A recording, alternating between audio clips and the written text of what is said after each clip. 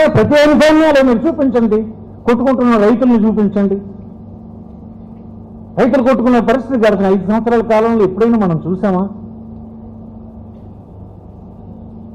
ఎప్పుడైనా ఒక దగ్గర గుమిగూడిన పరిస్థితి చూసామా?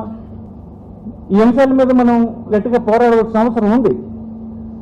ప్రజాస్వామ్యంలో పోరాడడం అంటే మనం రాళ్ళు పట్టుకోకలే, కత్తులు పెట్టుకోలే. మిగతా ప్రజల్ని మార్పించే పని మనం చేయాలి.